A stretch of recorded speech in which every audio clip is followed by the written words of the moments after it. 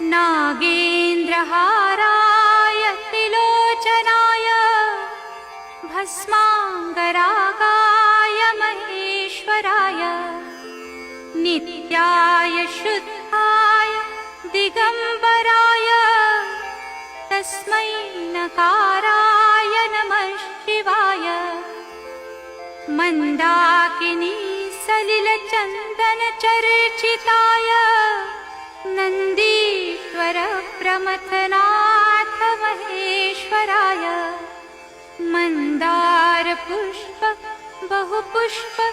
सुपूजिताय तस्मै मकाराय नमः शिवाय